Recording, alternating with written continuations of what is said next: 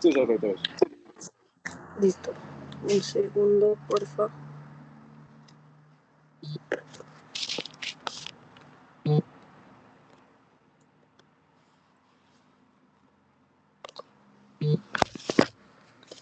Ay, creo que ya se ve mi pantalla. Sí, también. Listo, muchas gracias. Bueno, entonces, pues primero que todo, para quienes no me conocen, mi nombre es Sofía Vidal Castillo, soy actualmente estudiante de quinto semestre de medicina y junto con el doctor Jason Patarroyo, pues hicimos esta charla acerca de shock. Entonces, pues aquí un poquito del contenido, pues vamos a empezar dando unas generalidades como es la definición, después un poquito de la epidemiología, la fisiopatología, las etapas, algunas de las manifestaciones clínicas más frecuentes y el manejo inicial de un paciente con shock. Entonces, bueno, como generalidades, pues tenemos inicialmente que el shock se define como una condición médica crítica que se basa en un estado de insuficiencia circulatoria aguda, que lo que hace es que haya una hipoperfusión en los tejidos, principalmente en los tejidos que nos mantienen vivos, por decirlo de alguna forma, y esto puede llevar un daño orgánico irreversible y eventualmente ser mortal si no se trata adecuadamente. Entonces tenemos que son 4 tipos principales del choque. Inicialmente tenemos el hipovolémico, que es causado por una disminución en la precarga, una pérdida del volumen sanguíneo. Tenemos también el shock cardiogénico, que es una disminución en la función de la bomba, qué pena, que pues en este caso sería el corazón. Tenemos también por otro lado el shock distributivo, que es una vasodilatación generalizada principalmente, y pues podemos encontrar lo que es el shock séptico, el anafiláctico y el neurogénico. Y tenemos por otro lado también el shock obstructivo, que ya se refiere a una obstrucción mecánica que haya pues alrededor del cuerpo. Todo esto, digamos que no siempre tienen que ir aislados, a veces pueden ir acompañados uno de otro y todo me va a causar como el mismo final, que es la disminución del gasto cardíaco, después es la disminución de la perfusión tisular y es lo que me va a llevar al estado de shock. Entonces, bueno, epidemiología lo decidimos dividir como en los 4 tipos de shock principales. El hipovolémico a nivel mundial es el más común, eh, ya que pues 30 a 40% de todos los casos en entornos hospitalarios de shock es y tiene una mortalidad alta en casos severos porque no se diagnostica a tiempo y no se trata de la manera adecuada a tiempo.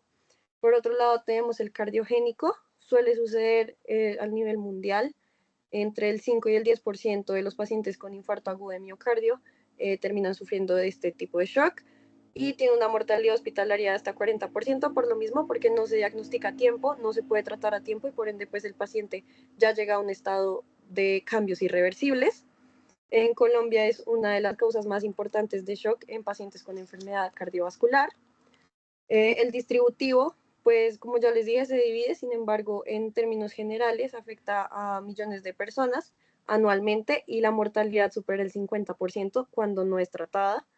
Además, digamos que en caso del séptico hay aproximadamente 48.9 millones de casos en el mundo de sepsis y 11 millones de muertes, lo cual pues nos expresa que es una alta tasa de mortalidad. Y en Colombia tenemos 15.1 casos de choque séptico por cada 10.000 usuarios atendidos y la mortalidad intrahospitalaria es del 15.8% por la misma razón que les he venido diciendo y es porque no se trata a tiempo. El obstructivo, digamos que no hay una incidencia exacta, sin embargo, pues es una situación crítica que puede ser causada por otras patologías como lo puede ser el neumotórax a tensión o el taponamiento cardíaco. Bueno, pues para seguir esta charla, primero, antes de explicar bien la fisiopatología del shock, quería recordar un poco cómo era esta regulación de la presión arterial normalmente.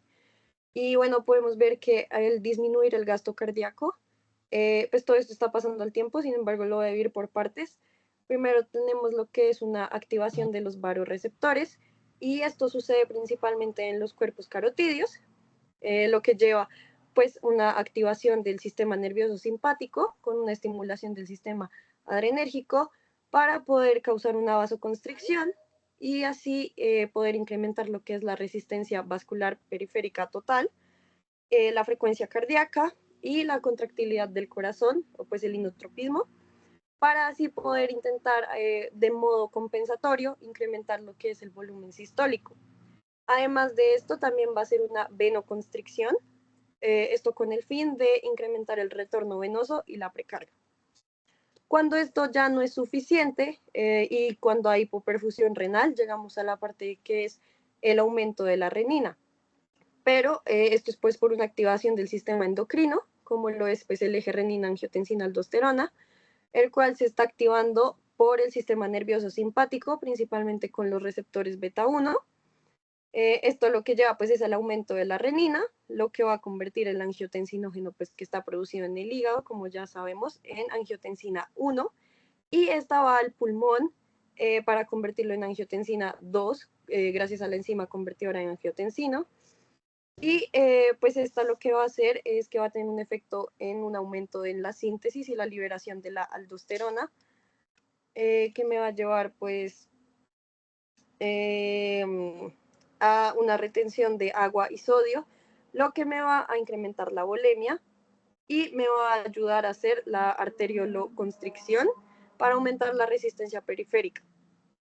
Además de esto, también tenemos el incremento de la secreción de ADH, o pues la hormona antidiurética, que pues me va a ayudar a lo que es la reabsorción de agua a nivel renal y lograr hacer vasoconstricción. Todo esto es lo que me va a terminar ayudando al final a hacer que el gasto cardíaco aumente, y esto es lo que, estos son los métodos compensatorios también que hace el cuerpo para poder regular esa presión arterial. Ahora bien, tenemos estos esquemas de Robbins, que pues es para explicar un poco sobre lo que la hipoperfusión le hace a nuestras células. Entonces, bueno, sabemos que cuando estamos en un caso de isquemia, no llega pues suficiente oxígeno, por ende la mitocondria principalmente no puede hacer lo que es, pues es la que lo hace, no puede hacer su fosforilación oxidativa, se disminuye mucho la producción de ATP, lo que me va a disminuir las bombas dependientes de ATP de sodio, por ejemplo, y esto me va a promover la entrada de calcio, como pues podemos ver, de calcio, de sodio y de agua, sí, y la salida de potasio. Por otro lado, tenemos un aumento en la glucólisis anaerobia, lo que me va a disminuir la cantidad de glucógeno que tenemos en el cuerpo, me va a aumentar el ácido láctico y por ende me va a disminuir el pH, pues llegando a una acidosis pues, en casos más severos. Y por otro lado tenemos lo que es el desprendimiento de los ribosomas con una disminución de la síntesis de proteínas. Ya el segundo gráfico pues en sí nos muestra es que tenemos pues la célula normal cuando está en homeostasis, primero tiene un estímulo lesivo y pues eso se vuelve una lesión reversible, una lesión que a pesar de que afectó, aún se puede salvar esa célula. Después ya llegamos a la parte de lesión irreversible, donde pues ya el daño está muy grande, y finalmente pues a la necrosis o a la apoptosis dependiendo del daño. Ahora sí les quería mostrar un poquito este gráfico, no sé si lo ven muy bien. Sin embargo, pues son como los tipos de shock. Entonces tenemos el hipovolémico, tenemos el distributivo. En estos, pues lo que se ve afectado es como en sí el volumen. En el hipovolémico tenemos una pérdida de volumen. Y en el distributivo, pues también tenemos cambios en el volumen. Y tenemos la parte obstructiva, que suele ser extracardíaca, sin embargo, pues también puede ser directamente del corazón. Y el cardiogénico, que ya es en sí el fallo en la bomba. Entonces, bueno, vamos a empezar un poquito con lo que es el shock hipovolémico. El shock hipovolémico suele estar causado, pues, como ya lo había dicho, por una pérdida de volumen secundaria a la deshidratación, hemorragias ya sean expuestas o internas, diarreas o vómitos profusos, pues esto también pues, me lleva al estado de deshidratación.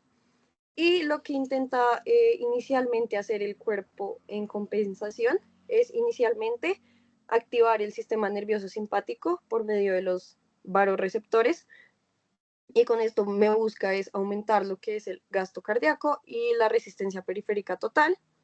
Además, como ya se los había mencionado, la activación del eje renina-angiotensina-aldosterona para incrementar el retorno venoso y pues la resistencia periférica total igualmente, y la redistribución del flujo sanguíneo a expensas de lechos vasculares esplácnicos. Como signos y síntomas un poquito generales y también específicos de este caso, sin embargo más adelante lo vamos a volver a tratar, es que puede producir hipotensión, taquicardia, piel fría y pálida, confusión y ansiedad pues por la deshidratación, oliguria, que es la disminución pues de la cantidad de lo que orina el paciente, la taquipnea y los mareos. Ahí ese gráfico lo expresa, al haber disminución de volemia hay menos retorno venoso, me disminuye la precarga, disminuye también el gasto cardíaco y todo me disminuye la presión arterial media, por lo que no hay perfusión tisular, que es lo que me lleva al daño principalmente. Por otro lado tenemos lo que es el shock cardiogénico. Entonces, bueno, este suele ser causado principalmente por lo que es la insuficiencia cardíaca, y también puede ser secundario a infarto agudo de miocardio, valvulopatías, arritmias, rotura de la pared, miocarditis, qué pena y escribí mal, y la rotura de la pared ventricular. En compensación, casi que hace lo mismo que en el pasado, en el hipovolémico. Entonces, primero, la activación del sistema nervioso simpático lo que busca es aumentar el gasto cardíaco y la resistencia periférica total. Hay un incremento en lo que es el trabajo cardíaco, entonces el corazón va a tener que bombear mucho más fuerte y la demanda de oxígeno. Pues ese es como el principal problema. La activación del eje renina-angiotensina-aldosterona, que me va a incrementar el retorno venoso y la resistencia periférica total. Y lo mismo de la redistribución del flujo sanguíneo a expensas de lechos vasculares esplácnicos. Como signos y síntomas, también aquí tenemos la hipotensión, la taquicardia o bradicardia, dependiendo del caso, pulsos débiles y rápidos, disnea e ingurgitación yugular. Aquí también este gráfico pues presenta un poquito esa fisiopatología. Entonces, al haber una disminución del volumen sanguíneo, hay una disminución también del gasto cardíaco, lo que me disminuye la presión arterial médica, me lleva al shock y pues a la lesión tisular a largo plazo. Tenemos también el shock de tipo obstructivo. Entonces, pues digamos que esto es causado principalmente por una obstrucción del flujo sanguíneo, que lo que me va a hacer es afectar el llenado diastólico o el vaciamiento sistólico ventricular. Algunos ejemplos entonces son el neumotórax a tensión y el taponamiento cardíaco, que recordemos que el taponamiento cardíaco sucede cuando hay un incremento en el líquido pericárdico, lo que lleva a que el corazón esté comprimido y pues no pueda relajarse totalmente, no pueda hacer esa diástole completa. Entonces, bueno, ahí pues el taponamiento cardíaco lo que va a hacer es que me va a incrementar e igualar las presiones diastólicas de las cavidades cardíacas. Esto me disminuye la precarga y pues por ende voy a tener una disminución del volumen sanguíneo y del gasto cardíaco. Y digamos en un TEP masivo, lo que tengo es que hay un incremento de la poscarga ventricular derecha, por ende un incremento en la presión del ventrículo derecho. Esto me va a causar como método compensatorio el incremento de la presión del ventrículo izquierdo y pues va a haber menor llenado de este, lo que me va a disminuir el volumen sanguíneo y el gasto cardíaco. Como signos y síntomas, pues también está la hipotensión persistente. Esta se refiere que a pesar de que se pongan líquidos, pues no hay cambios significativos, se va a seguir hipotenso el paciente. La ingurgitación yugular, disnea severa y la cianosis periférica. Pues lo que pasa es la presencia del trombo, que es lo que me causa todo pues el incremento de la presión del ventrículo y lo que les acabo de explicar. Digamos que más adelante vamos a hablar del tratamiento, sin embargo, el tratamiento de este tipo de shock se basa es casi que en corregir la patología de fondo y ya cuando se corrige el paciente va a sentirse mucho mejor. Entonces tenemos el shock distributivo, como les dije se divide en tres, entonces pues voy a empezar con el shock anafiláctico, que es el mediado por inmunoglobulina E. El desencadenante pues son los alergenos y pues una reacción de hipersensibilidad tipo 1. Entonces pues las etapas, primero tenemos, como ya conocemos cómo funciona, es la sensibilización por exposición al alergeno.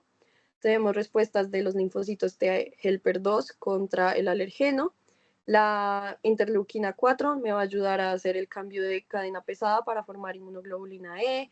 Tengo también la interleuquina 5 para reclutar eosinófilos para que actúen pues contra este. Y tengo la interleuquina 13 que me va a ayudar a la estimulación de las células epiteliales y secreciones mucoides principalmente. Y también por otro lado está la activación de los mastocitos. Estos principalmente me van a ayudar es en la segunda exposición, ya que cuando ya hay una segunda exposición ya reconocen ese alergeno como algo pues patológico, por decirlo de alguna forma, y me van a ayudar a liberar mediadores, como lo son las aminas vasoactivas para hacer la vasoconstricción y algunos derivados de aminoácidos que también me van a ayudar a hacer. Y también tenemos, pues, en otro caso, la vasodilatación generalizada, que es lo que me va a llevar al shock por la hipoperfusión tisular, que es lo que estaba explicando. Tenemos el shock neurogénico, es una forma de shock distributivo que se produce principalmente por pérdida del tono simpático de las arteriolas, lo que hace que haya una disminución de la resistencia periférica total y se desarrolla el shock. Algo que tenemos que tener en cuenta es que pues no siempre tiene que ser un daño cerebral, también puede ser de la médula espinal, ahí dice daño de la médula espinal por encima pues de la vértebra T6. Tenemos lo que es la lesión cerebral traumática y la hemorragia cerebral también me lo puede causar. Y estos pacientes, digamos que algo diferente es que presentan en su gran mayoría bradicardia porque hay pérdida del tono simpático, entonces el sistema nervioso simpático pues no está ahí actuando para que haya ese método compensatorio que es la taquicardia cuando se disminuye la tensión arterial. El manejo principal se refiere, pues es la administración de fluidos y si es refractario a los fluidos se pueden usar algunos vasopresores como lo son la noradrenalina, la dopamina y la fenilefrina. Tenemos el shock séptico también, que es otro tipo de shock distributivo y se define como una sepsis que tiene anormalidades circulatorias, celulares y metabólicas que están asociadas a un mayor riesgo de mortalidad que la sepsis sola. La sepsis pues se define como una condición severa que atenta pues contra la vida del paciente y resulta de una disregulación de la respuesta inmune del paciente a una infección, lo cual me va a terminar generando el daño tisular, el daño orgánico y por consiguiente pues una disfunción orgánica. Algunos de los criterios diagnósticos es la hipotensión persistente y es que pese a que se le administren fluidos, se requieren vasopresores para mantener la presión arterial media mayor o igual a 65 milímetros de mercurio y una acidosis láctica persistente, entonces el lactato tendría que estar incrementado a más de 2 milimoles por litro a pesar de la administración de fluidos. Sin embargo, algo muy importante es que ante la sospecha de algún tipo de shock, toca empezar a hacer el tratamiento aunque sea con fluidos, porque si no se actúa rápido, como ya pudimos ver anteriormente, pues podemos llevar a nuestro paciente a la muerte. Los mecanismos tenemos que son productos microbianos o patrones moleculares asociados a patógeno, los cuales me van a generar lo que es una respuesta inflamatoria, me lleva a una vasodilatación, hay una disminución de la resistencia periférica total y eso es lo que me va a llevar al shock. También está el incremento de la permeabilidad, lo que me causa una extravasación del plasma, entonces pues por pérdida del plasma hay una disminución de la precarga y esto también me lleva a shock. Todo esto me está llevando a shock. Y digamos que algunas de las complicaciones es la coagulación intravascular diseminada, la isquemia tisular y la inmunosupresión, entre otros. Como compensación, pues el corazón intenta hacer todo pues, para aumentar su gasto cardíaco, sin embargo, pues es muy complicado. Como signos y síntomas, algo muy importante es la fiebre. También puede haber hipotermia, pero es muy raro. Principalmente es fiebre porque estamos presentes ante una infección principalmente de tipo bacteriana. Piel eritematosa al inicio y después pálida. Pulsos rápidos y fuertes, confusión o alteraciones en el estado mental. Incluso el paciente se puede presentar desmayado. Y pues la oliguria. Aquí les traía como un resumen. Entonces, pues esta tablita me gustó porque expresa todo. Entonces, tenemos los 4 tipos de shock, las etiologías y cómo pues el corazón, qué es lo que está haciendo, ya sea para compensar o cómo se ha afectado. Y al final, pues es el soporte hemodinámico. Sin embargo, ahorita vamos a hablar pues un poquito más de esa parte de tratamiento. Entonces, bueno, ahora paso a hablar un poco sobre las etapas del shock. El shock se divide en 3 etapas. Primero tenemos lo que es el shock compensado, después pasa a una etapa de shock descompensado y después a una etapa de shock irreversible. No hay un tiempo específico para decir, vamos 2 horas, entonces ya pasó de compensado a descompensado. No, en realidad, pues depende, digamos, si es el hipovolémico, depende de la pérdida de sangre que esté teniendo el paciente, del estado de deshidratación. O sea, no hay un tiempo específico en sí para decir que un shock es compensado o descompensado, sino que eso se miras más con los síntomas, con cómo se está presentando el paciente, con la severidad del caso y pues esas cosas. Entonces, en el shock compensado, digamos que tenemos que el cuerpo activó los mecanismos compensatorios para que pueda haber esa perfusión de los órganos vitales. Eh, al sí, la perfusión de los órganos vitales. Como mecanismos está la liberación de las catecolaminas y la vasoconstricción. De manifestaciones clínicas principalmente está la palidez y sudoración, taquicardia y taquipnea. La presión arterial generalmente es normal, aún no ha tenido cambios severos, y una oliguria leve, y el pronóstico es que es reversible. Entonces, si desde ese punto empezamos a tratar al paciente, vamos a tener una mayor posibilidad de que el paciente pues no progrese y pues mayor supervivencia. Tenemos por otro lado el shock descompensado, entonces es cuando ya estos mecanismos compensatorios empiezan a fallar. Esto me lleva a una disminución significativa del flujo sanguíneo y pues empieza a ver lo que es la hipoxia y pues la hipoxemia. Los mecanismos, pues básicamente, como venía diciendo, es la hipoperfusión prolongada, lo que me va a llegar a producir una acidosis metabólica, y esto me va a causar una disminución de la contractilidad miocárdica y la respuesta a catecolaminas. O sea, no hay respuesta a las catecolaminas ya. En este ya las manifestaciones clínicas incluyen la cianosis, la piel fría, un relleno capilar lento, que es pues el relleno capilar normal suele ser menor a 2 segundos, sin embargo aquí lo definen como mayor a 3 segundos. El pulso taquicárdico y débil, la hipotensión severa y alteraciones, ya empiezan a haber alteraciones en el nivel de conciencia, sin embargo, aún el paciente no ha entrado en coma. El pronóstico es que ya cuando estamos en esta etapa hay un progreso rápido a lo que es la fase irreversible, por ende ya en el shock descompensado tenemos que tratar mucho más rápido al paciente y no podemos tomarnos tanto tiempo en tomar decisiones.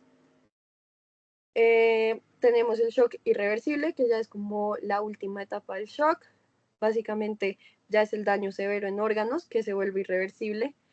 La función orgánica está deteriorada rápidamente y las intervenciones médicas en realidad son ineficaces porque pues ya llegamos a un daño irreversible y lo que sea que podamos hacer pues ya no vamos a poder salvar ese órgano que está dañado.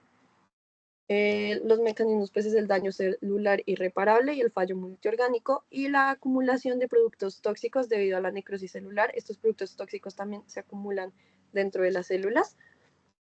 Las manifestaciones clínicas, la hipotensión persistente a pesar del tratamiento, las alteraciones graves en la función cerebral, aquí ya llega a un estado de coma el paciente, y la disfunción multiorgánica evidente renal, hepática, pulmonar, etcétera, pues en realidad no es solo un órgano el que se ve afectado.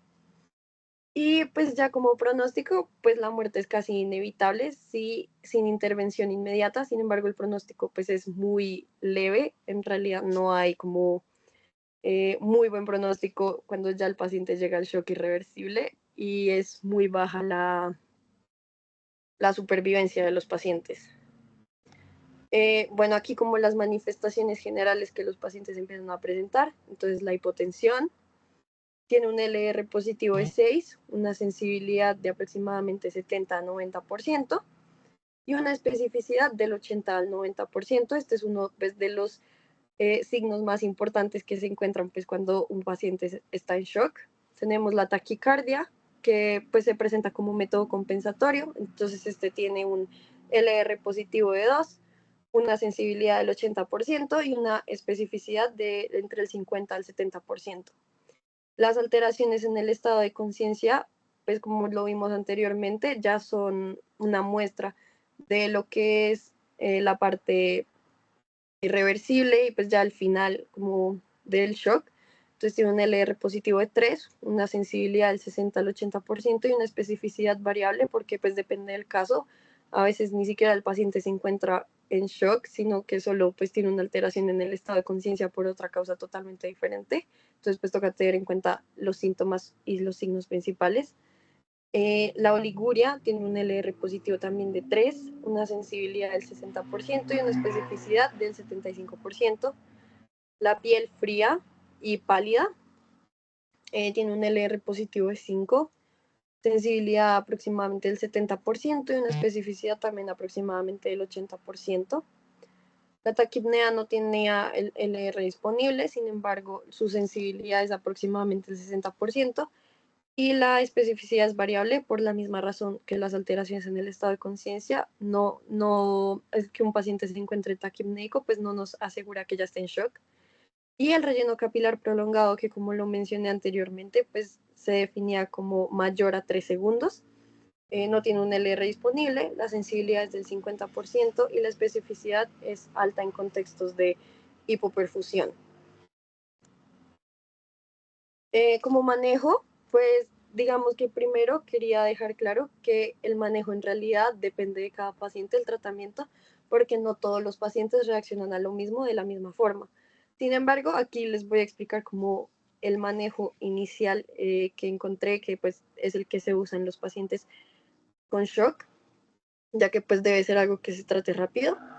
Entonces, esto es según el tipo de shock también. Tenemos el shock hipovolémico. Inicialmente es el reemplazo de volumen. Entonces se usan los cristaloides balanceados y tenemos las transfusiones de concentrados de glóbulos rojos. Estos principalmente se usan es cuando la hemorragia que está presentando el paciente es controlable, es decir, o está controlada o pues es posible controlarla fácil y pues empezar de una. Esto sirve para restaurar volumen y capacidad de transporte de oxígeno a los órganos de forma más rápida. Tenemos el plasma fresco congelado y los concentrados plaquetarios, que se usan principalmente en las hemorragias incontrolables o alteraciones de la coagulación.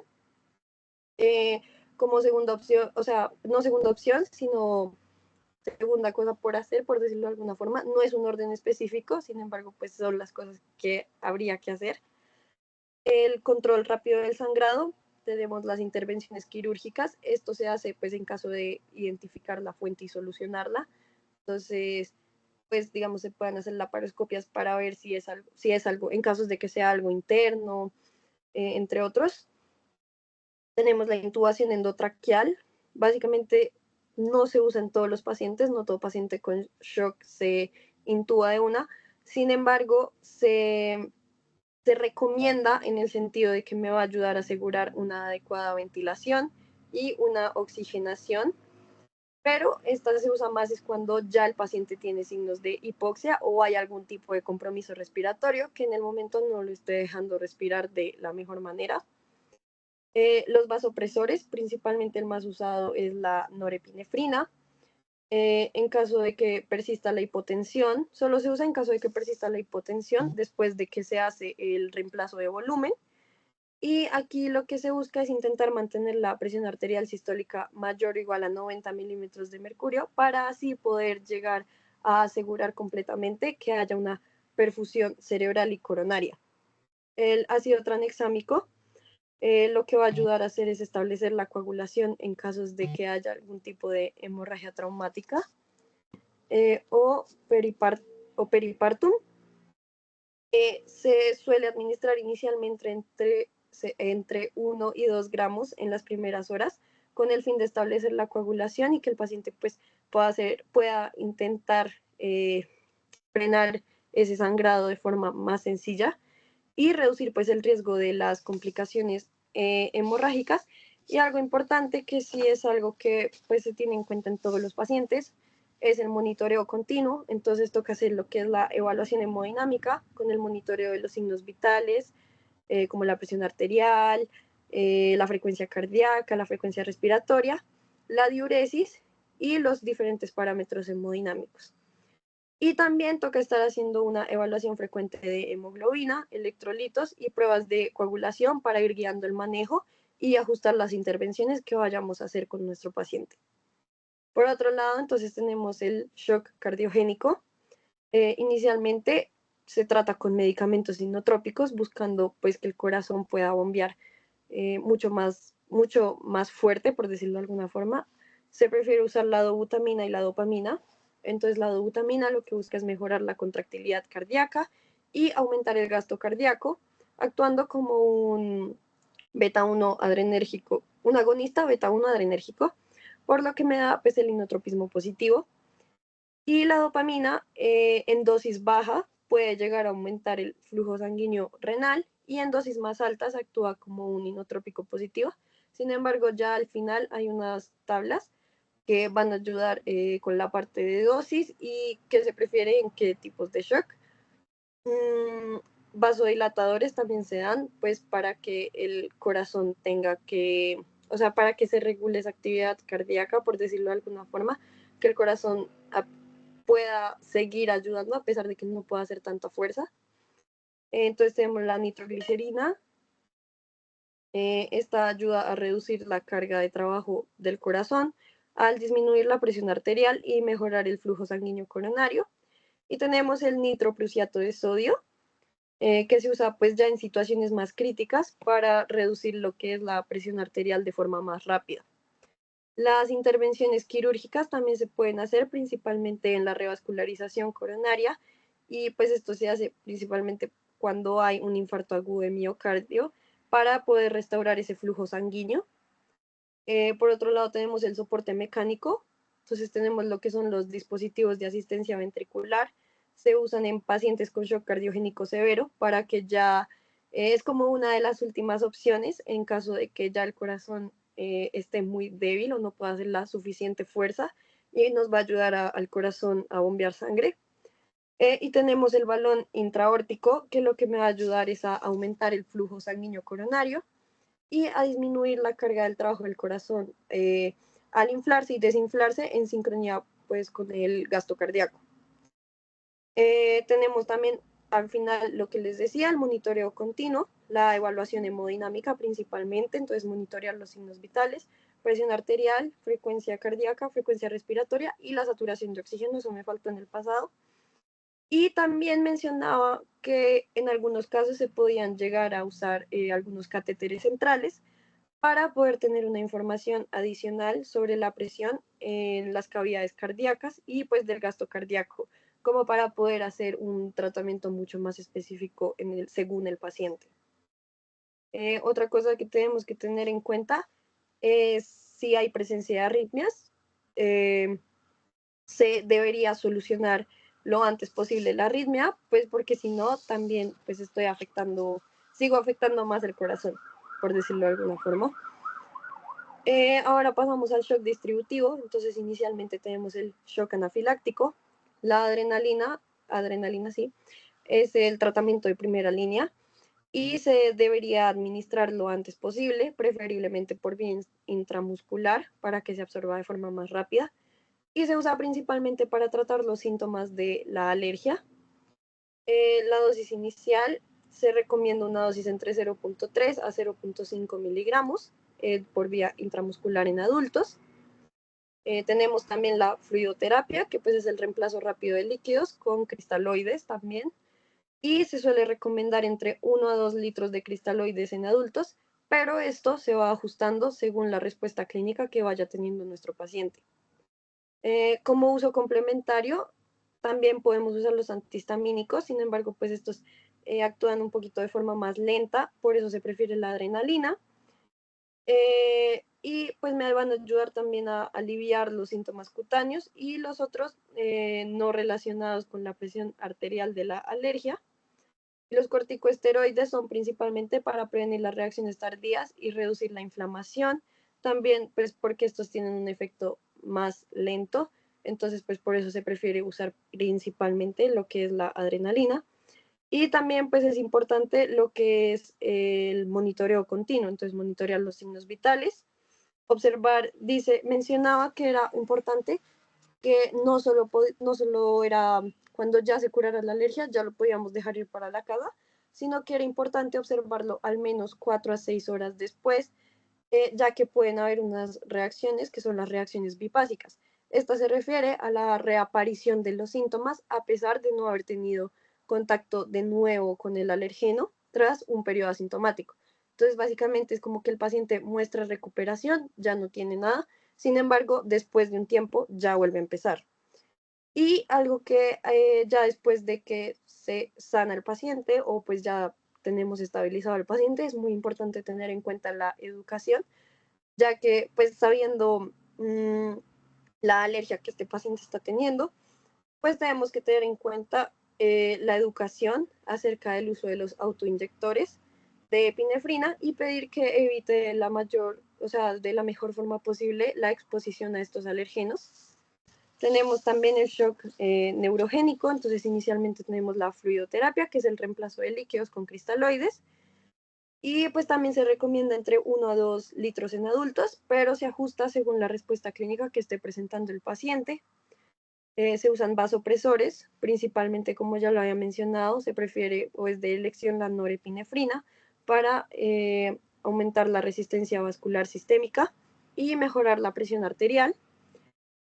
La dosis se ajusta según la respuesta hemodinámica que esté teniendo el paciente y aquí se hace con el objetivo de intentar mantener una presión arterial media mayor o igual a 65 milímetros de mercurio.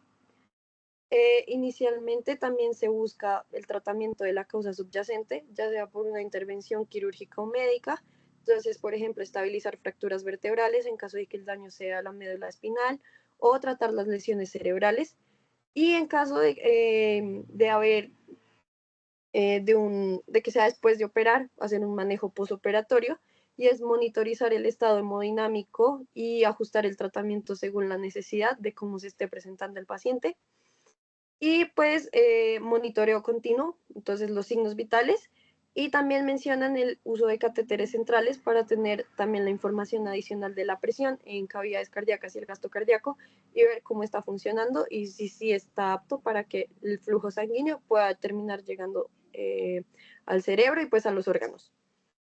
Aquí mencionaba que había que tener en cuenta inicialmente un manejo del dolor y sedación del paciente en caso de que haya sido una fractura o una lesión muy dolorosa y buscar de la mejor forma la prevención de cualquier tipo de complicaciones. Por otro lado, también como shock distributivo tenemos entonces el shock séptico, mencionaba como resucitación inicial, la fluidoterapia, que eran los cristaloides balanceados, con volumen de al menos 30 mililitros por kilogramo en las primeras 3 horas para restaurar lo que es el volumen intravascular y mejorar la perfusión de los órganos vitales. Tenemos también la albúmina. La albúmina lo que va a ayudar es a mantener la presión oncótica y mejorar la perfusión tisular. Digamos que no hay una evidencia concluyente en sí sobre la superioridad frente a no usarlo, pero hay algunos estudios que sí mencionan que pues el uso de albúmina ayuda en la perfusión, ayuda principalmente a que los órganos se puedan perfundir más rápido.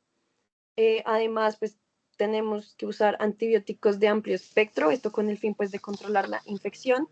Se recomienda que se inicien dentro de la primera hora tras el diagnóstico de sepsis o de shock séptico y pues digamos que el antibiótico, perdón, en sí debe ser seleccionado de forma empírica, basado en patrones locales de resistencia y el sitio probable de la infección. Aquí también tenemos que ir haciendo un monitoreo hemodinámico, una evaluación continua de los signos vitales y de la diuresis y ver si es necesario o no el uso de vasopresores, que pues se usa cuando la presión arterial no responde a la fluidoterapia inicial. Y pues como ya lo he mencionado, se prefiere el uso de norepinefrina para mantener también la presión arterial media mayor o igual a 65 milímetros de mercurio. Finalmente tenemos lo que es la protección del glucocálix endotelial. El glucocálix pues normalmente tiene como funciones de antitrombogenicidad, perdón, la regulación de la permeabilidad, modulando el paso de líquidos isolutos en el interior del vaso sanguíneo y el control del tono vascular, manteniendo la presión arterial y un flujo sanguíneo adecuado y la interacción con células sanguíneas. Algo que mencionaba un artículo es que la sepsis provoca lo que es una degradación significativa del glucocálix por los procesos inflamatorios incluyendo la activación de metaloproteinasas y otros mediadores inflamatorios, perdón, como la heparanasa y la elastasa. Entonces se decía que se tenía que intentar, o sea, a través del tratamiento teníamos también que llegar a proteger el glucocálix endotelial.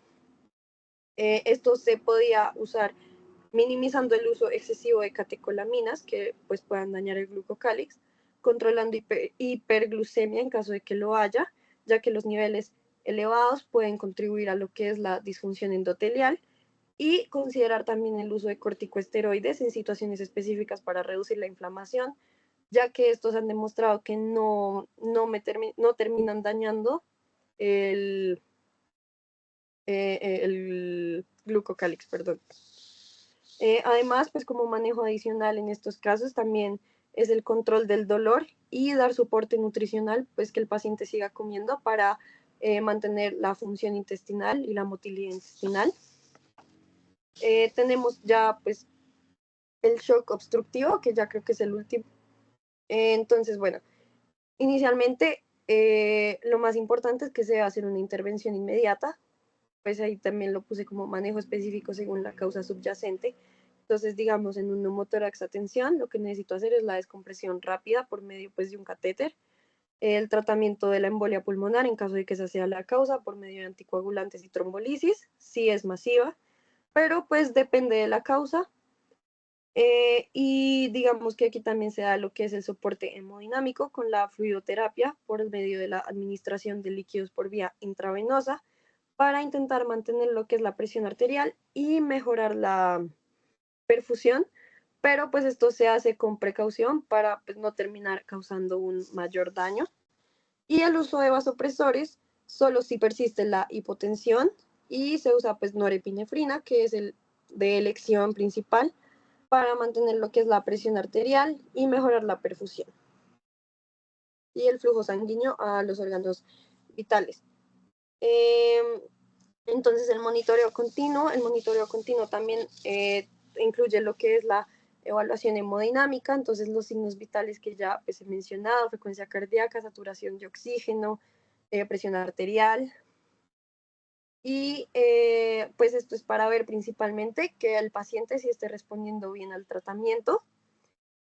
Además, el uso de catéteres centrales también se recomienda y puede llegar a ser necesario en casos de que se necesite obtener información adicional sobre la presión en las cavidades cardíacas y el gasto cardíaco.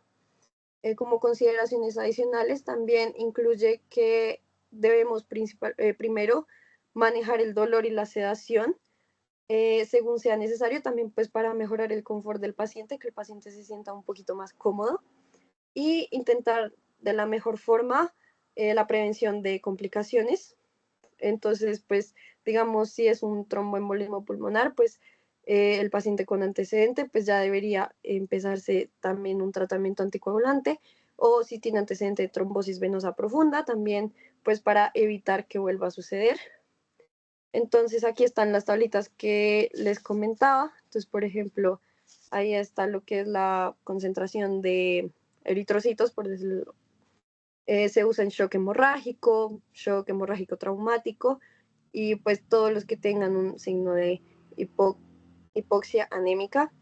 El plasma, también se pueden usar los factores de coagulación y los concentrados de plaquetas. Y pues el ácido tranexámico principalmente como ayuda en la parte de la coagulación, las soluciones para la infusión. Ahí también, digamos, está lo que es el medicamento, para qué momento se usa, cuál es el principal efecto, y también tener en cuenta los efectos adversos que podría llegar a tener y la dosis. Entonces, pues esos inicialmente pues son como para el choque hemorrágico. Sin embargo, pues digamos las soluciones pues casi que se usan todas. Los vasoconstrictores, la epinefrina, la dobutamina, la norepinefrina, son vasoconstrictores, inotrópicos positivos y vasodilatadores, dependiendo del caso. Entonces, la epinefrina, la dobutamina, la norepinefrina, la milrinona, el levosimendan y la vasopresina. Digamos que estos también pues De preferencia, creo que en todos los casos lo mencioné, el uso de la norepinefrina, pero pues esto se hace, el uso de los vasoconstrictores, por ejemplo, se hace después de que se intentó revertir ese daño o se hizo el manejo inicial con líquidos. Eh, y pues los inotrópicos positivos se usan principalmente es cuando hay un choque de tipo cardiogénico. Mm, tenemos ahí también la café, el hidrocloro, bueno, no lo sé traducir, qué pena con ustedes, pero pues ese se usa para el shock neurogénico. Y también tenemos como importantes las drogas que se usan, bueno, los medicamentos, los antihistamínicos y los que funcionan antiinflamatorios, entonces la hidrocortisona, la fluorocortisona, pero pues como les mencionaba, toca tener mucho cuidado con todos los efectos adversos porque no queremos llevar un estado peor al paciente y también preguntar siempre pues los antecedentes alérgicos en caso de que haya algún tipo de alergia a algún medicamento. Pues aquí saqué toda la información pues, para esta charla. Y ya, muchísimas gracias a todos.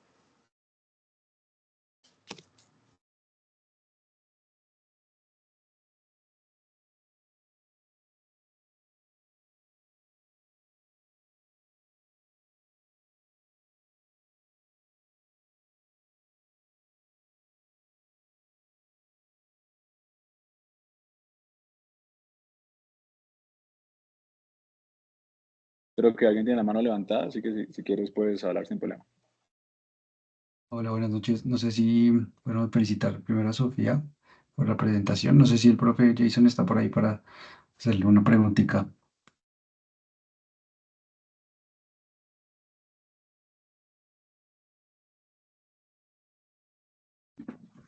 Aló, buenas noches, sí, aquí estoy. Hola, profe. Profe, quería hacer una pregunta y es respecto a que pues hay pacientes ancianos pues, con múltiples comorbilidades que cuando ingresan a urgencias llegan a tener algo de signos clínicos y paraclínicos con respuesta inflamatoria, pero tienen hipotensión, ¿no? Y estos pacientes se enfocan siempre como un shock y probablemente no de origen séptico, pero estos pacientes al ingreso a urgencias, hospitalización, UCI, no responden ni a fluidos ni vasopresores y siguen siempre con hipotensión y terminan siendo hipotensiones crónicas. Entonces quería preguntarle, digamos, qué estrategias se pueden para enfocar esta hipotensión crónica y evitar tomar decisiones a la ligera con respecto al shock. Esa es una pregunta. Y muchas gracias por la presentación.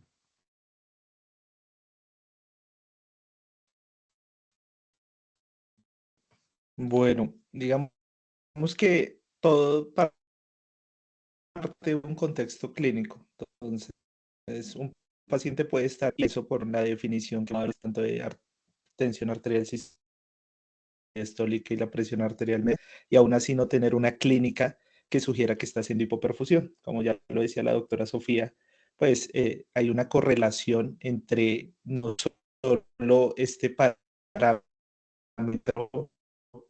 hemodinámico, sino también en la disfunción celular y ese mismatch o ese desbalance en la entrega y demanda de oxígeno. Entonces, primero, pues uno tiene que aterrizarlo a un contexto clínico. Segundo, ahorita voy a hablar de una perla clínica, que es el uso de la ecografía para abordar el paciente en choque. El problema es que no hay una definición universal para el choque.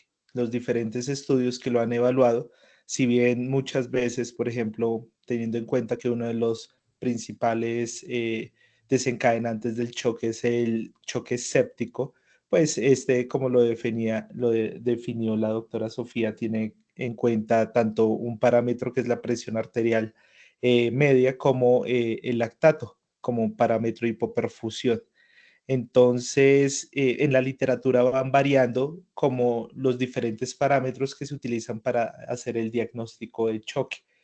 Y sin lugar a dudas, pues, como ella lo mencionaba, eh, cada uno de los diferentes tipos de choque tiene un manejo, digamos que muy particular y se debe tener mucha claridad porque pues esto es lo que va a disminuir como esa ventana que tenemos donde se está gastando más oxígeno y donde eventualmente la célula va a entrar en falla para, pues digamos que dar un tratamiento apropiado y eventualmente que tenga un mejor desenlace el paciente. Pero sí, digamos que en el adulto mayor hay que tener en cuenta muchas cosas, por ejemplo, que las manifestaciones clínicas en ellos no son iguales a los pacientes jóvenes, en que el choque cardiogénico o un infarto agudo de miocardio puede ser, digamos, la presentación atípica o inusual, de que no van a tener las mismas manifestaciones cuando están infectados, de que su respuesta hemodinámica no va a ser igual de buena y más teniendo en cuenta pues las comorbilidades que se le asocian. Entonces esto hace que este grupo poblacional no solo sea más difícil el diagnóstico, sino que tengamos como una premura para tratarlos cuando ya estemos seguros porque pues van a entrar en un estado irreversible mucho más rápido.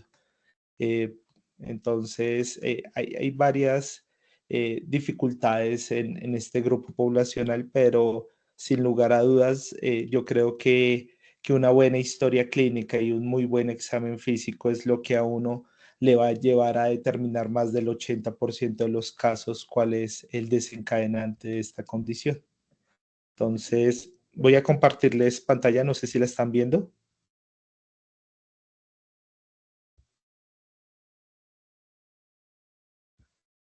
Sí, profesor.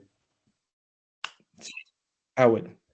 Creo que está aquí en presentación. Entonces, como les mencionaba, esto es una perla clínica, porque claro, lo que contaba la doctora Sofía, pues es muy importante, pero ella hacía énfasis en que existen 4 grupos grandes. Eso se llama la fenotipificación del choque. Y como ya les mencioné, cada uno tiene un manejo muy particular. De hecho, dentro de cada uno de los subtipos hay un manejo también especial. Por ejemplo, no es el mismo choque hipovolémico que es secundario a una hemorragia aguda al choque hipovolémico que es secundario a pérdidas. Por ejemplo, el paciente diarreico. En uno quizá necesite transfusión de hemoderivados y el otro necesitará pues fluidoterapia y pues manejar la condición que lo está llevando a esa pérdida de líquidos. Eh, lo mismo sucede en los diferentes subtipos también del choque cardiogénico, el choque distributivo y el choque obstructivo. Entonces, pues surge la duda de cómo debería uno llegar al diagnóstico del choque. Entonces, les traigo esta imagen. En la parte inferior van a encontrar las referencias bibliográficas y a mano derecha van a encontrar el QR para poder acceder a los artículos con los cuales se hizo la siguiente revisión. Entonces tenemos pues el gráfico que mostraba la doctora en su presentación, donde pues principalmente el choque, como se muestra en el círculo interno, hay un desbalance entre la suplencia y demanda de oxígeno y pues hay 4 tipos grandes, pero pues se pueden grosso modo representar como un déficit en el volumen o un cambio en el volumen y un gasto cardíaco que está disminuido, ya sea de origen primario o por una causa extracardíaca que está afectando pues que me afecta la postcarga en estos pacientes. Entonces, sin lugar a dudas, pues al final es un trabajo como de detective intentar identificar ese fenotipo para poder guiar el manejo adecuadamente. Una de las, digamos, herramientas que ha despertado mucho interés en la última década, sobre todo, es el uso de la ecografía para guiar este diagnóstico y el manejo de estos pacientes. Y no solo identificar el fenotipo, sino también, como lo mencionaba la doctora, hay algo que es el glicocálix y que en los pacientes que están críticamente enfermos pues tiene peores desenlaces cuando no lo estamos cuidando, razón por la cual se ha venido en una tendencia es a utilizar menos líquidos e iniciar tempranamente vasopresores u otros manejos inotrópicos para evitar dañar más este glicocálix. Y la ecografía, sin lugar a dudas, ha tenido una cabida, sobre todo para hacer el diagnóstico, porque permite realizar una visión fisiopatológica de todos los procesos que están ocurriendo en este individuo y poder así determinar cuál es el posible subtipo de choque. Hay que tener en cuenta que la medicina siempre ha tenido 4 pilares para la evaluación de los pacientes, que es la inspección, palpación, percusión y auscultación. Y todo esto viene desde hace más de 2500 años con el rollo antiguo de Charaka, que era un médico indio, donde se enfatizaba que el aprendizaje provenía de el que sabe utilizar sus manos, dispone del instrumental necesario y de todos sus sentidos. Básicamente, para esta época, pues era muy importante los sentidos de aquel que ejercía una función como de sanador o de médico. Hipócrates también enfatizó en el uso de los sentidos a través de la visión, la audición, palpación, olfato, gusto y el entendimiento para poder identificar los signos. Y fue hasta hace como poco más de 200 años cuando René Laennec desarrolló el fonendoscopio. Aquí podemos ver una imagen de uno de los primeros fonendoscopios. Semánticamente no debería llamarse estetoscopio, que es como se llama, porque pues más que ver el tórax, que de ahí derivan sus palabras, es un estetosfono, porque lo que se hace es escuchar, no estamos viendo, sino solo escuchando. Entonces, la ecografía surge como una extensión del estetoscopio porque permite realmente visualizar qué es lo que está pasando. La introducción de nueva tecnología, como fue en el caso de René Laennec, cuando introdujo como tal los principios de la auscultación, ha traído siempre contradictores. Como sucedió en esta época, James Mackenzie, que era un cardiólogo británico, dijo sobre el fonendoscopio que durante 100 años no solo obstaculizó el progreso del conocimiento de las afecciones cardíacas, sino que habría hecho más mal que bien, ya que muchas personas habían visto alterado el tenor de sus vidas, se les había prohibido realizar tareas para las que eran perfectamente competentes y habían sido sometidos a tratamientos innecesarios debido a sus hallazgos. Hoy en día no se concibe un examen físico sin utilizar el fonendoscopio, pero pues para esta época había mucha reticencia en la aprobación y el uso diseminado de este instrumento. De igual manera surge también con el uso del tensiómetro. Se dijo que intervenía entre el paciente y el médico y deshumanizaba la práctica médica. Hoy en día, pues no utilizar un tensiómetro, ya sea digital o pues manual, pues no hace parte de una buena práctica médica. Y finalmente, cuando se introdujo el electrocardiograma, entre más tiempo se gaste tomando las derivadas, es menos tiempo para obtener una historia o una auscultación cardíaca adecuada.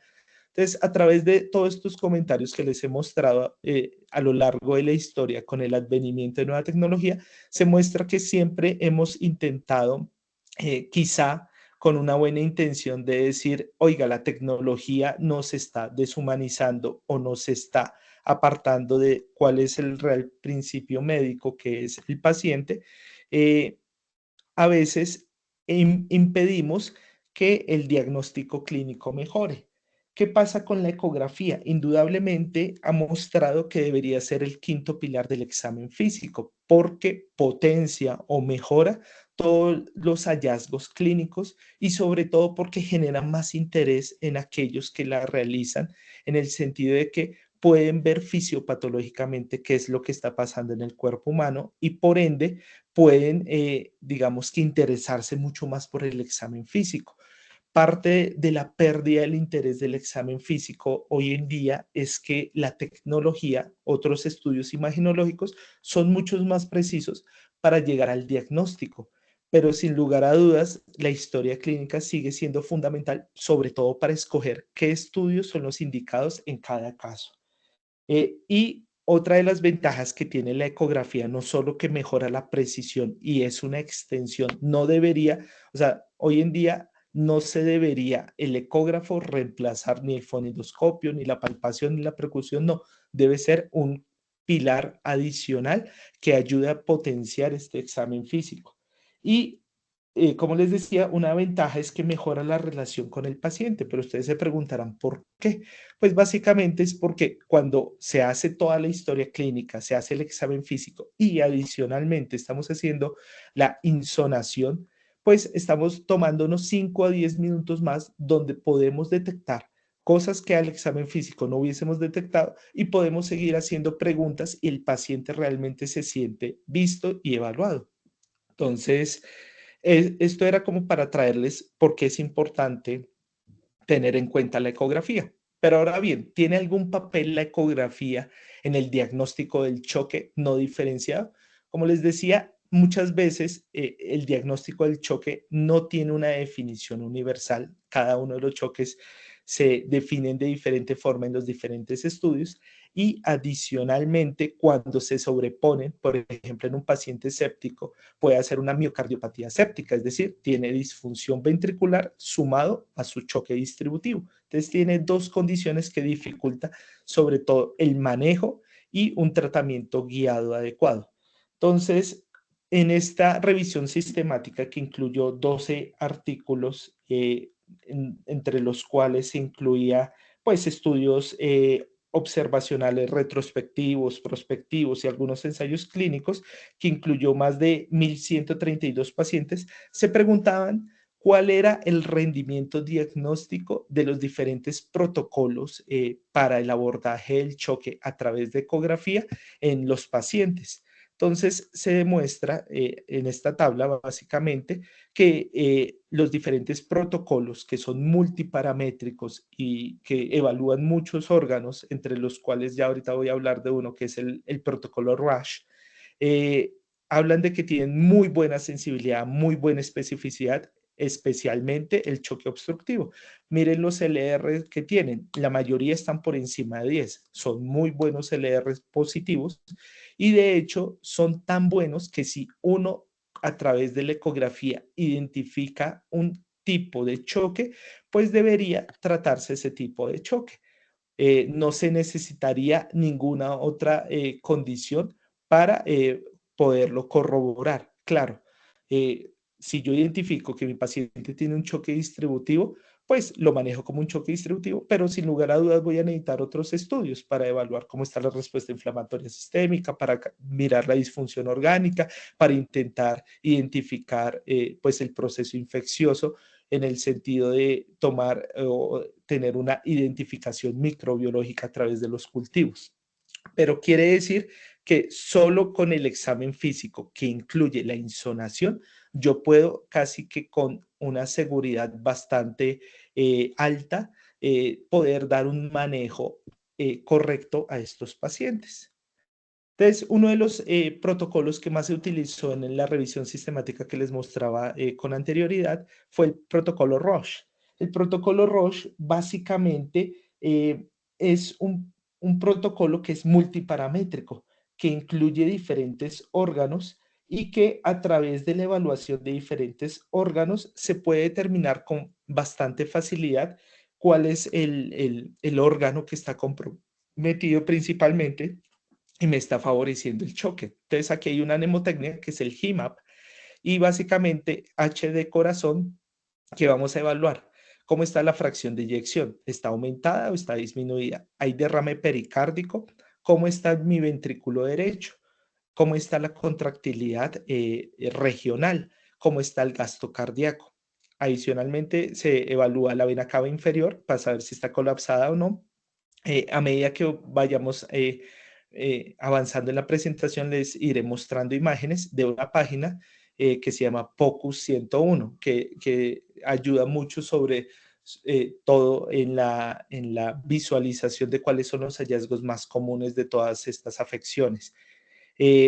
La M de Morrison, que hace referencia al FAST, Y el FAST es un protocolo que se utiliza sobre todo en trauma para determinar si hay líquido libre en alguna cavidad, ya sea torácica o abdominal. Entonces aquí lo que vamos a buscar es hemoperitoneo o hemotórax, líquido libre en cavidad torácica o abdominal. Como les digo, todo esto tiene que tener una correlación clínica. Una ecografía sin una correlación clínica no tiene un sentido porque no se puede contextualizar estos hallazgos. La A de aorta para saber si hay una disección aórtica o un aneurisma de la aorta abdominal y la P de pulmonar que incluye el neumotórax. Bueno, iniciemos entonces con el protocolo Roche. Entonces, básicamente, y una de las ventajas que tiene este protocolo es que se encarga de hacer preguntas dicotómicas de sí o no. ¿Tiene o no tiene una condición? Entonces, lo primero que evalúa es la bomba. Cuando hace referencia a la bomba, hace referencia al corazón. Aquí pueden encontrar a mano izquierda en la tabla los diferentes hallazgos que vamos a tener cuando evaluamos el corazón según cada tipo de choque. Entonces, está hipercontráctil en el choque hipovolémico y en el choque obstructivo y distributivo. El único que está hipocontráctil ese corazón es en el choque cardiogénico. Otra de las diferencias, pues el choque obstructivo, indudablemente lo que tenemos que buscar es taponamiento cardíaco cuando evaluamos el corazón o algún trombo a nivel de las cavidades cardíacas, que es muy raro encontrarlo, pero que me sugiere un tromboembolismo pulmonar. En el choque distributivo pueden ver que está hipercontráctil en una fase aguda, que era lo que explicaba fisiopatológicamente la doctora Sofía, y ya en un estadio más avanzado se vuelve hipocontráctil porque también hace disfunción miocárdica. A mano derecha van a encontrar el ecógrafo en qué posiciones se van a localizar. Entonces vamos a utilizar 3 posiciones básicamente para evaluar la bomba. Entonces tenemos los ejes paraesternales largo y corto, el eje subsigmoideo y el eje apical o de 4 cámaras.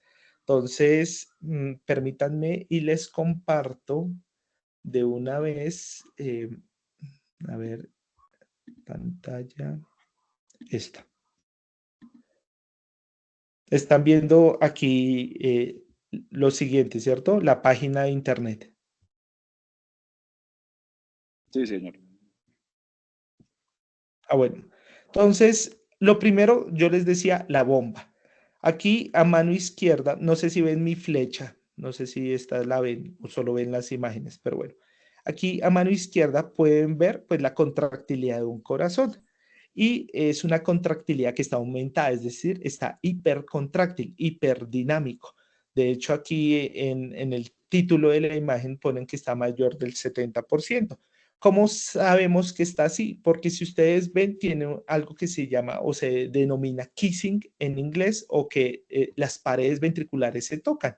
Entonces, esto puede pasar, por ejemplo, cuando hay poco volumen o cuando está aumentado ese inotropismo y está, pues, muy contráctil ese ventrículo. Entonces, aquí la FEBI está conservada. ¿Qué tenemos que mirar o un parámetro que nos ayuda? Porque es una evaluación rápida y necesitamos, si bien hay algunos parámetros cuantitativos, principalmente todo es cualitativo.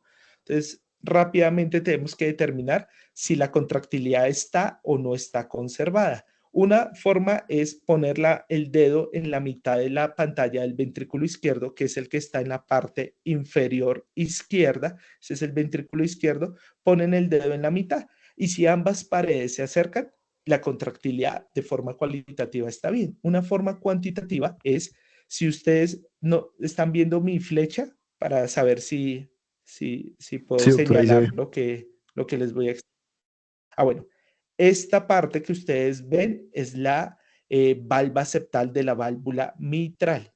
Entonces aquí tenemos aurícula izquierda, ventrículo izquierdo, el tracto de salida del ventrículo izquierdo con la raíz aórtica. Aquí arriba tenemos el ventrículo derecho.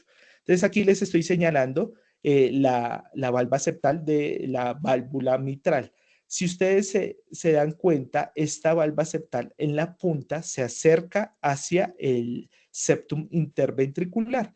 Cuando la diferencia entre el septum interventricular y la valva septal es menos de 5.5 centímetros, según un estudio hecho en Colombia, en Barranquilla, se demostró que la FEBI es mayor del 50%.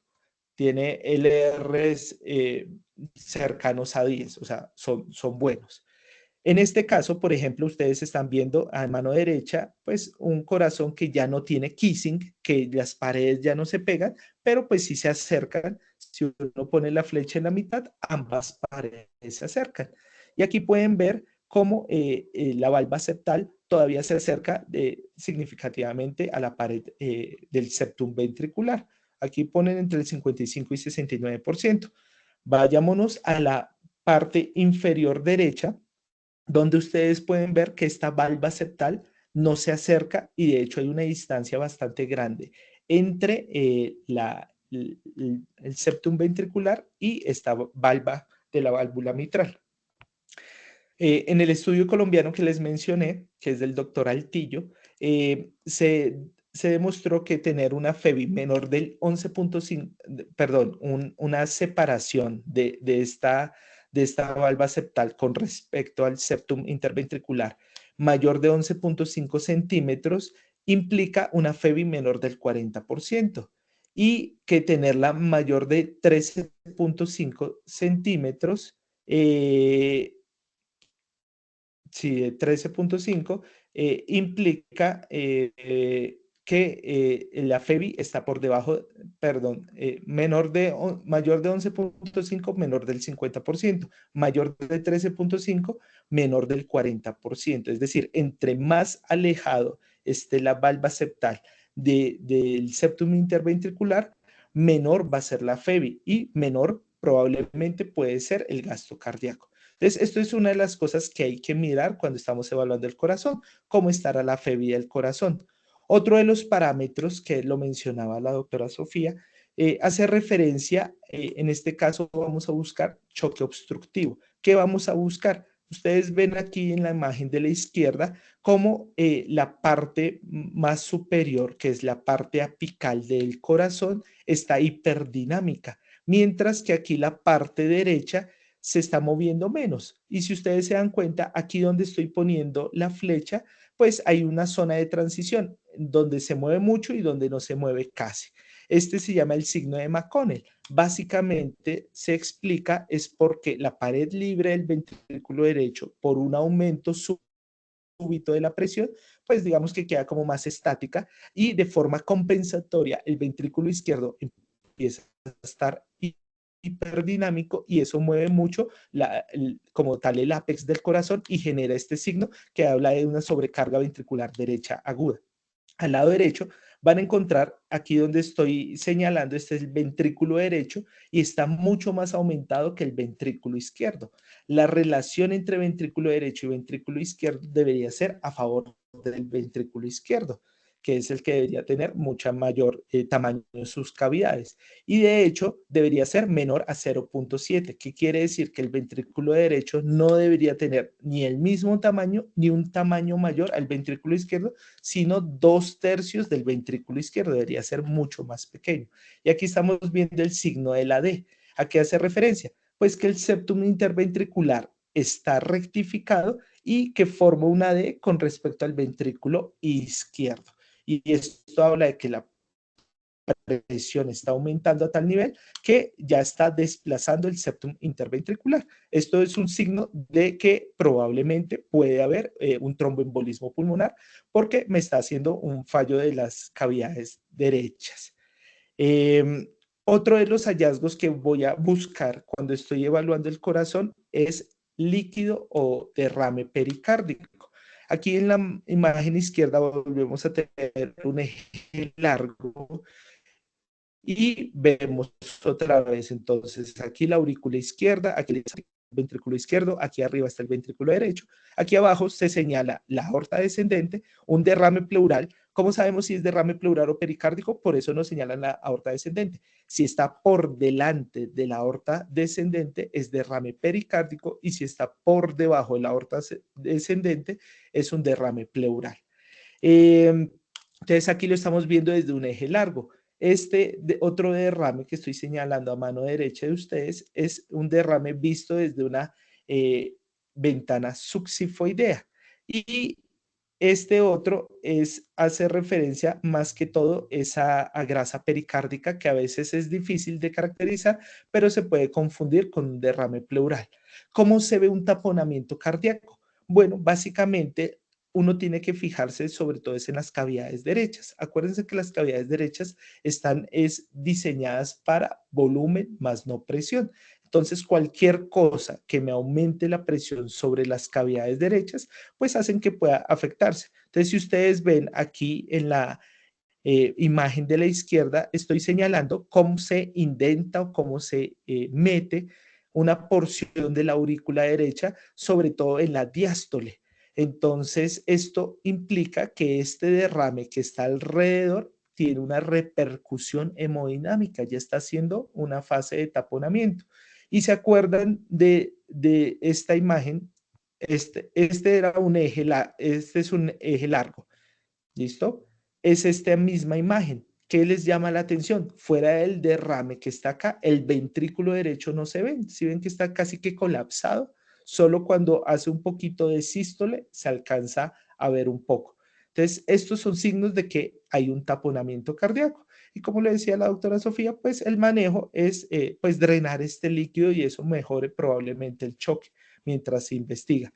Aquí pues se empieza a evaluar como tal el BTI, que básicamente nos va a evaluar es el volumen sistólico. Entonces, esto ya es parte de la medición avanzada de la ecografía. Entonces, con lo que quiero que se queden es identificar a través del punto de separación de la valva septal de la válvula mitral cómo está la FEBI, una de las cosas. Lo otro es identificar si hay signos o no de compromiso de las cavidades derechas por sobrecarga.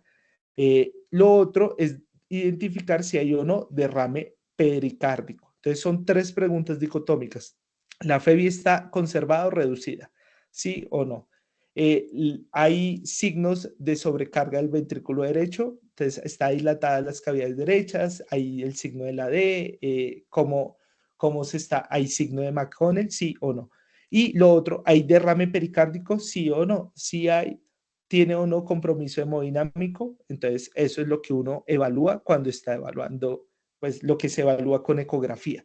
Aquí hay una tabla donde nuevamente pues nos hacen un resumen de los hallazgos, entonces dicen, si es un choque distributivo, la fracción de eyección va a estar alta, el gasto cardíaco va a estar alto y ya ahorita vamos a ver la vena cava inferior, aquí va a estar colapsada. Es decir, le falta volumen. El corazón está manteniendo el gasto cardíaco a punta de inotropía. Obstructivo, pues la fracción de eyección del ventrículo izquierdo va a estar normal y del gasto cardíaco sí va a estar disminuido, sobre todo en el lado derecho, y no hay colapsabilidad de la vena cava inferior. ¿Cómo así? Pues como empieza a aumentar la presión en las cavidades derechas, pues se reduce la precarga y esto dilata la vena cava inferior. El cardiogénico, como tiene caída la fracción de eyección, pues lo que hace es aumentar pues la presión venosa central y esto se traduce en una vena cava inferior que no colapsa. Y el hipovolémico pues se comporta muy parecido a un distributivo, solo que aquí el gasto cardíaco va a estar alterado es porque pues no hay volumen, entonces se colapsa también. Lo siguiente que hay que ver es la vena cava inferior. Entonces aquí hay dos imágenes. Tenemos una vena cava inferior. Esto hace parte del tanque, pero me voy a adelantar ya que lo vimos en la tabla anterior. Entonces a mano izquierda encuentran la vena cava inferior. Entonces aquí ven cómo se está acercando a la aurícula izquierda, a la aurícula derecha, perdón. Entonces, la vena cava inferior, cuando debería cambiar su diámetro según el ciclo respiratorio. Entonces, en la inspiración usualmente debería colapsarse y en la expiración, pues debería estar dilatada. ¿Qué es importante saber de la vena cava inferior? Que lo que se evalúa o es mucho mejor cuando el paciente está intubado porque es sincrónico el patrón respiratorio. En un paciente que está choqueado, probablemente se nos dificulte porque no va a estar sincronizado ese patrón respiratorio y va a estar alterado, y eso nos hace que no sea fácil de evaluar la vena cava inferior. Entonces, dentro de la vena cava inferior se va a evaluar si mide más o menos de 2 centímetros. ¿Dónde la vamos a medir? Pues básicamente donde se une con la aurícula derecha, vamos a tomar 2 o 3 centímetros y ahí vamos a hacer la medición. Más o menos sería aquí donde tengo la flecha. Entonces aquí lo que vamos a evaluar si llega a medir más de 2 centímetros cuando está dilatada y si colapsa o no más del 50%. ¿Qué nos permite saber?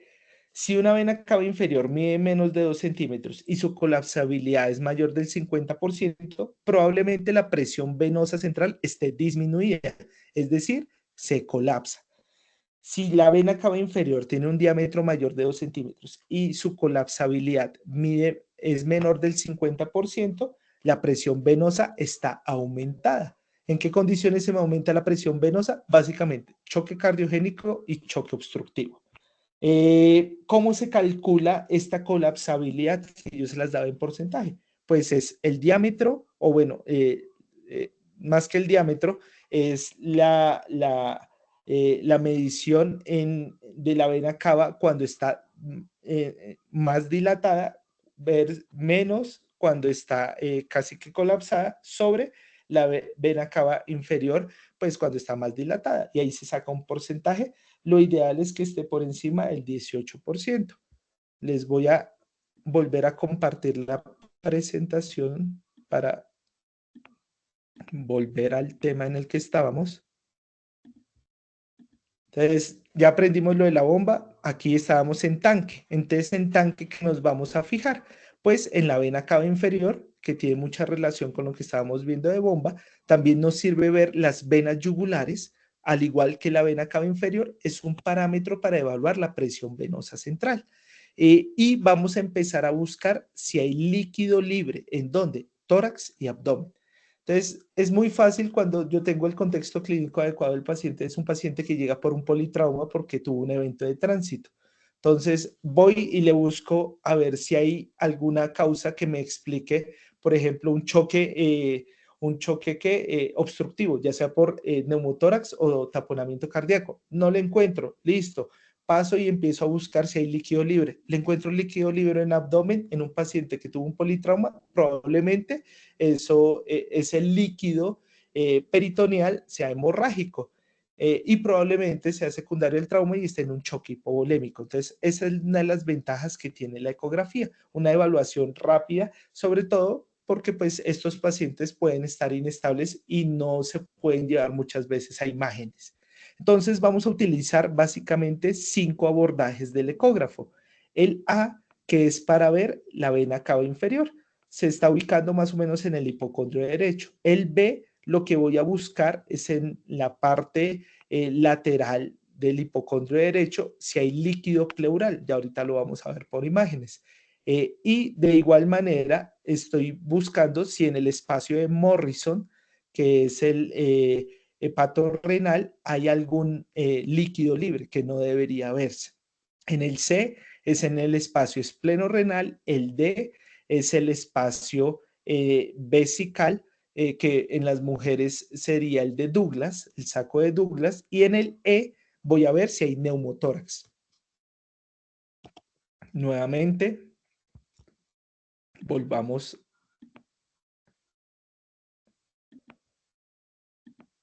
a las imágenes. Entonces, ahí están viendo la presentación, ¿cierto?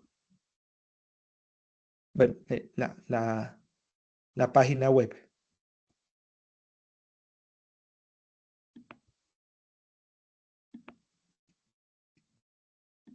¿Aló? ¿Se me escuchan? Sí, señor.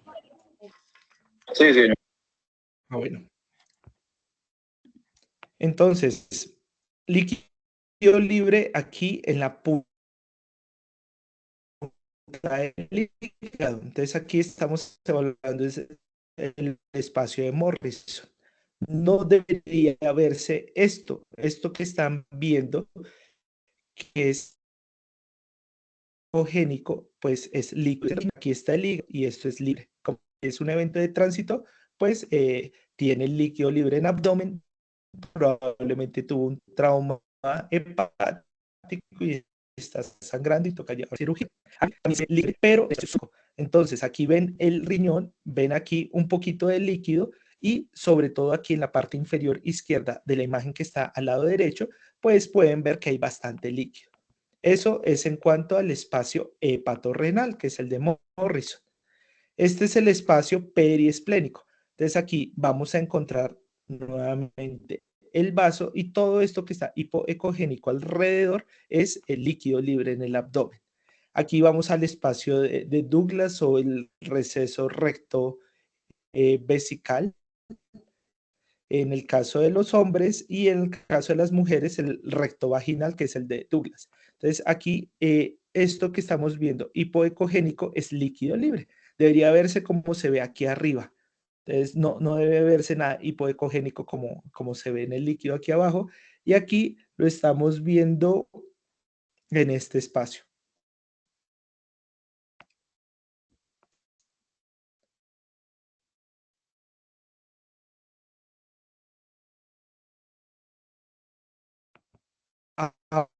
Ahora bien, el hemotórax, ¿cómo lo vamos a identificar? Entonces aquí hay varias cosas, hablan de que del pulmón es lo que cuando se cambia ese medio que es gaseoso por un medio líquido, por un medio que se depende de la consolidación, pues nos va a dar una serie de cambios, como es el signo, por ejemplo, aquí de la espina. ¿A qué hace referencia? La columna vertebral debería verse hasta donde termina el hígado. ¿Por qué? Porque la densidad del hígado es diferente a la de un pulmón aireado.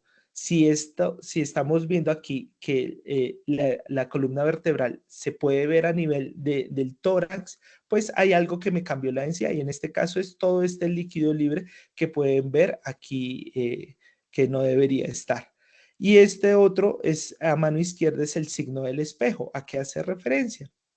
Si ustedes ven aquí en la parte superior derecha el hígado, el diafragma está señalado por la flecha y esta imagen en espejo es como si cogiera el hígado y lo calcara acá. Entonces no debería verse así. Esto hace referencia a que probablemente también está consolidado ese pulmón y por eso se ve de esta forma. Nuevamente a la presentación nos vamos.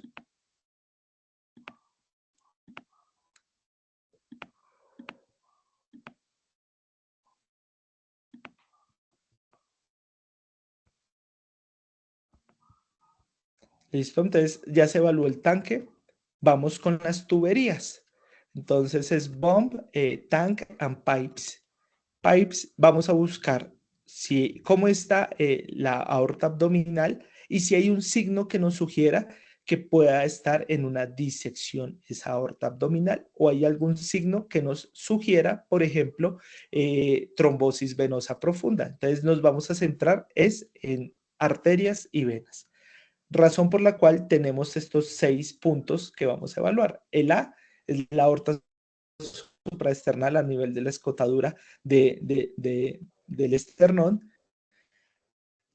La B paraesternal, entonces hacemos un eje paraesternal para ver la aorta descendente, como se les había mostrado. La C en el epigastrio, entonces arrancamos desde el epigastrio y bajamos hasta la región umbilical para ver cómo está la aorta abdominal. La E y la F son 2 puntos para ver las venas. Entonces, para ver si hay una trombosis venosa profunda proximal.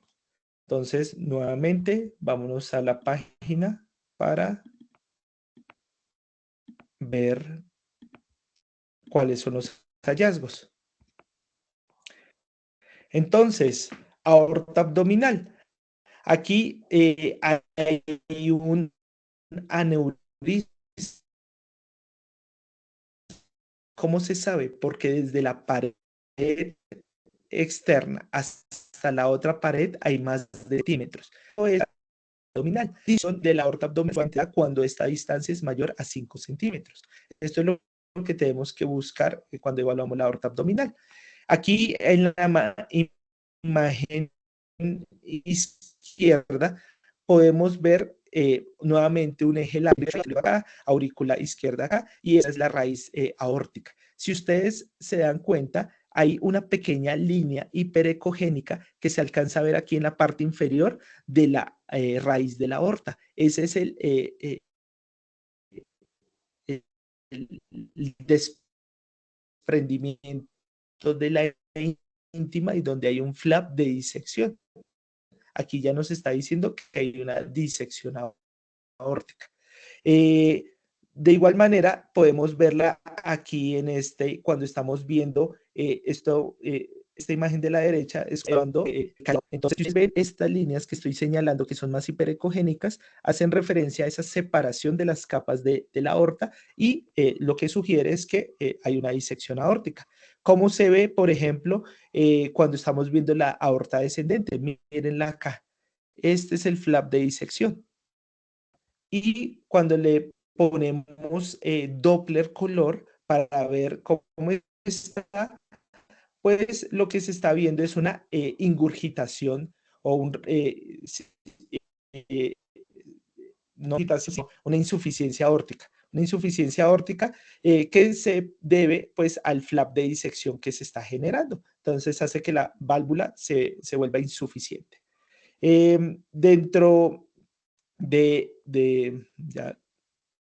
dentro de la evaluación de las venas, que está más arriba, ya les muestro. Entonces, yo les dije que se evaluaba 2 puntos. Un punto que era para evaluar la vena femoral, que como lo pueden ver aquí en la imagen de la izquierda, entonces vamos a encontrar la vena femoral común y la arteria femoral común cuando la estamos evaluando. ¿Cómo puedo diferenciar una vena de una arteria? Si ustedes se dan cuenta, la arteria es mucho más redonda. Lo otro es que cuando oprimen la sonda del ecógrafo, no se aplasta de la misma forma como si se ocluye el sistema venoso. Entonces esto puede ser, y que tiene pulso por sí mismo, pues la arteria con respecto a la vena. Lo otro es que aquí estamos viendo cómo llega la desembocadura de la safena, aquí en la manito donde estoy señalando, hacia la vena femoral común. Listo. Eso en cuanto a cuando estamos muy cerca al ligamento inguinal. Ahí podemos ver estos hallazgos. Cuando bajamos un poco más, podemos encontrarnos a la arteria femoral, a la vena femoral y aquí a la vena safena. Acuérdense que la vena safena hace parte del sistema venoso superficial y las venas femorales, o sea, todo lo que diga safeno es superficial. Todo lo que diga diferente a safeno es profundo. Entonces aquí tenemos la vena femoral común, que es sistema profundo. Seguimos bajando y a medida que vamos bajando, pues vamos encontrando otras, pues digamos, hallazgos. Entonces aquí ya está la vena femoral profunda, aquí ya está, por aquí abajo debe ir la profunda y aquí está la superficial. Aquí ya llegamos a la fosa poplitea, encontramos la vena poplitea y la arteria poplitea. La vena poplitea está sobre la arteria poplitea. Entonces, esa es otra forma de encontrarlas acá. Y cuando bajamos un poco más, pues vemos como la vena poplitea se bifurca entre ramas. ¿Qué es lo que vamos a encontrar cuando tenemos trombosis venosa profunda? Cuando se visualice un coágulo es porque ya está crónico. Entonces, esto ya es un hallazgo crónico. Ya pasaron varios días para que ya se pueda visualizar. Usualmente lo que se ve en el contexto agudo es que no comprime. Yo les dije que una forma de diferenciar una vena de una arteria es que cuando yo cojo la sonda del ecógrafo y comprimo, pues se me colapsa la vena, a diferencia de la arteria. Entonces, usualmente debería pasar así como pasa en el lado derecho, pero esto debería ocluirse completamente, no debería haber la vena. Esto que están viendo, que la vena es esta, la arteria es la de abajo, probablemente estemos aquí en la fosa poplitea y esta sea la vena poplitea. Cuando la comprimo, ustedes ven que no se está comprimiendo completamente y eso pasa porque hay un coágulo que impide la compresión. Y estos son otros hallazgos que son falsos positivos para trombosis venosa profunda. Entonces, el diagnóstico de una una tromboflebitis superficial, un quiste de Baker, un nódulo linfático y un pseudoaneurisma. Finalmente, algo que nos faltó o me faltó mostrarles en la evaluación del tanque es el pulmón.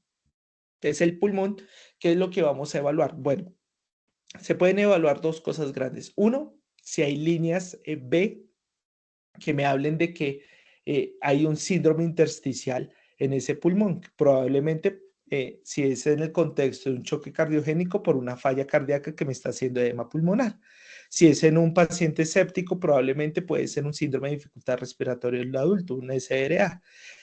Pero, ¿de qué me sirve en el choque obstructivo? Para buscar si el paciente tiene neumotórax a tensión o no. Entonces, pues digamos que en un paciente, cuando está a tensión, pues va a ser muy evidente por la simetría del tórax, por la ausencia de ruidos respiratorios. Pero cuando no ha sido, digamos que, o está evolucionando hasta ahora el neumotórax, pues uno lo que va a ver es que normalmente, si ustedes ven esta línea que está hiperecogénica, se está moviendo con la inspiración y la expiración se mueve. Eso se llama sliding o el deslizamiento pleural. Entonces, están en contacto las dos pleuras y se están moviendo adecuadamente. Cuando yo le pongo, esto es un modo B, que es un modo brillante, cuando lo paso a un modo de movimiento, que estos son modos que uno va programando en el ecógrafo, puedo ver como si esto se llama el signo de la playa. Entonces, vemos cómo está el mar en la parte superior. Bueno, aquí lo mencionan como cielo, aquí el mar y la playa son como todos estos punticos. ¿De qué me habla esto? De todas las capas que hay en el pulmón, y la playa me hace referencia a que hay una adecuada relación entre ambas pleuras y que está aireado el pulmón y que no hay como nada que esté separando las pleuras. Entonces esto es algo bueno, lo normal. Cuando hay un neumotórax, ¿qué pasa? Entonces, si ustedes ven, aquí ya no hay sliding pulmonar o no hay deslizamiento. Y cuando lo pongo en modo M, ocurre el signo de la estratosfera o del código de barras. Ustedes ven que ya no se ve así como se ve aquí arriba, que aquí se ven unas rayas y después se ven como unos punticos. Entonces aquí todo se ve como si fuera un código de barras. Esto me habla de que ese contacto entre ambas pleuras se perdió y en este caso fue por un neumotórax. Y lo más difícil de encontrar es el punto pulmonar. ¿A qué hace referencia el punto pulmonar? A esa intersección en donde todavía están pegadas las pleuras y donde se separaron. Entonces, es ese punto de intersección que es el punto pulmonar, que es lo que me confirma que sí o sí el paciente tiene un neumotórax. Entonces, aquí lo que ustedes pueden ver es los dos signos. Entonces, el signo entonces aquí está el signo del punto pulmonar, y cuando lo paso en modo M, puedo ver el signo de la estratosfera versus el signo de la playa y del mar. Entonces, ya para terminar, porque este es el resumen de los hallazgos que podemos encontrar a través del protocolo Roche. No solo existe el protocolo Roche, hay muchos protocolos que existen en la actualidad, pero pues este fue uno de los que más se evaluó en este metaanálisis que les mostraba que evidenció que había un buen rendimiento a través del uso de la ecografía para diferenciar los tipos de choque.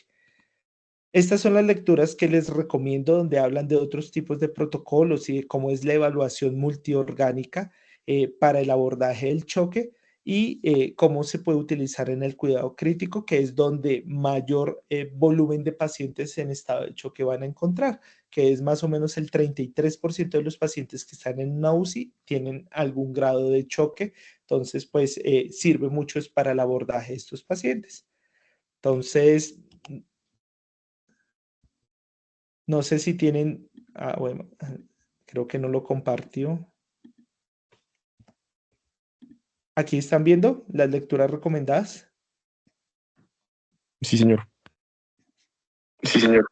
Aquí están los QR también para que puedan acceder a los artículos, o bueno, los redirige a donde están pues los artículos como tal. No sé si tengan dudas o preguntas.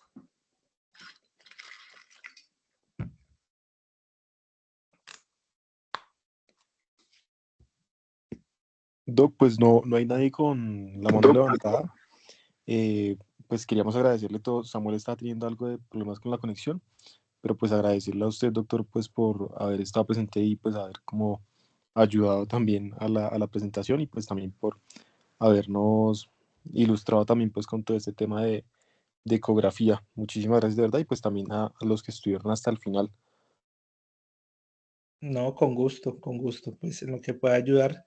Digamos que esto es un abrebocas. Obviamente, sé que hay personas de todos los semestres, no tienen que preocuparse de que no entiendan mucho. Es como para darles una idea de, oigan, esto es importante, empiecen a estudiarlo, empiecen a leerlo, empiecen a practicarlo en sus rotaciones, se ha estudiado ecografía en todo lo que quieran, en oftalmo, en neuro, en pediatría, en medicina interna, en cirugía general, o sea, en todos los campos de la medicina el ecógrafo está tan presente y es tan valioso que vale la pena empezar a estudiarlo, reconocer que existe y pues entender su importancia. Entonces es como darles un abrebocas de esto existe, esto sirve mucho, tenemos que empezar a implementarlo porque ayuda mucho en el abordaje de los pacientes.